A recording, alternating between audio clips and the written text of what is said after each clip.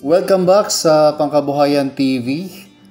In this video, pag-usapan natin ang tungkol po sa pag-add fund ng ating mga Maya Business account. Kung kayo po ay isang Maya Business Center at namumroblema kayo kung paano po maka-add ng fund sa inyong account dahil malakas siguro ang transaction at yung iba ay malayo sa bangko, yung iba naman ay hindi rin available ang provincial distributor ng Smart Load, which is sila na din po ang humahawak ngayon sa pag-add fund ng mga Maya Business Center sa kanilang mga probinsya. Or isa din po kayo sa na-excited na nakatanggap ng advisory na ang Palawan Pawn Shop ay tumatanggap na rin ng add fund, pero unfortunately marami po ang na-disappoint at isa kami doon na na-disappoint dahil malapit lang sa amin, few walks away lang from our shop, pero itong si Palawan pala ay unaware doon po sa bagong advisory na binibigay ni Maya Business ngayon na pwede na sa kanila mag-add fund. Ilang beses po kami pumunta doon pero hindi po talaga pwede. At sinubukan namin kumuha ng code sa dito sa sa Maya app. Halimbawa dito sa add fund, mayroon po kasi dito na available na Palawan Pawn Shop. Pero I think limang beses kaming pumunta doon at nagbigay ng code pero hindi po tinatanggap ng kanilang system. Good thing, mayroon pa pong another way. Another way at isa ding malakas at marami ding branches sa buong Pilipinas. Walang iba kundi ang Cebuana Luilier.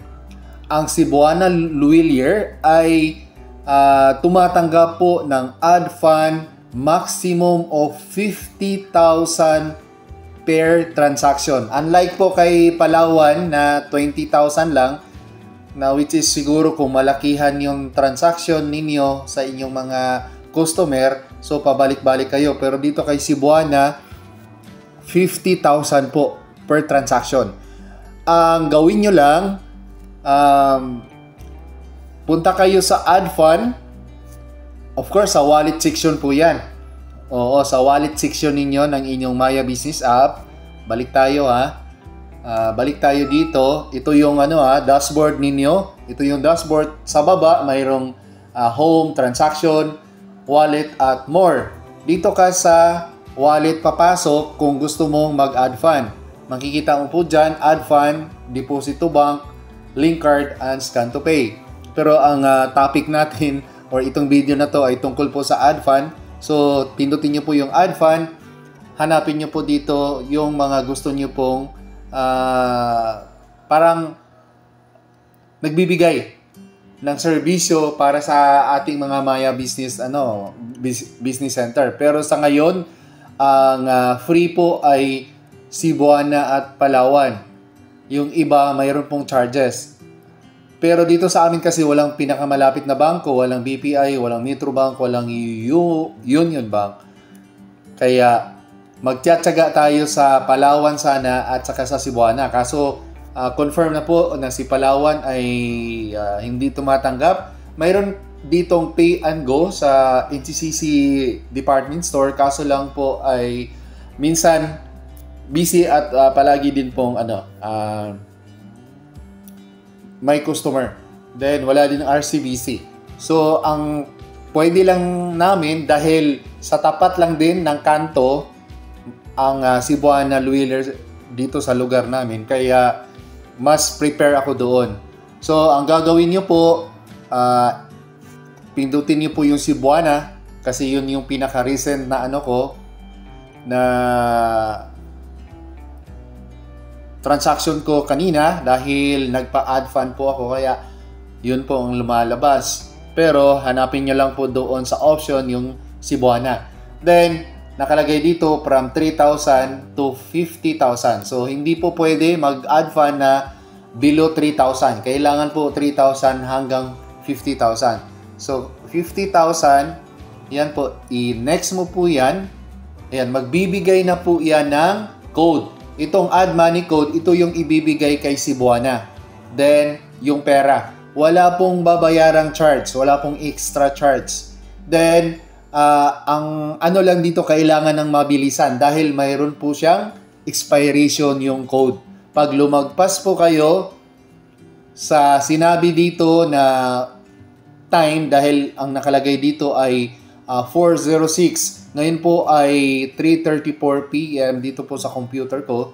Then ang binigay po dito sa aking app ay 4:06. So halos 30 minutes lang po.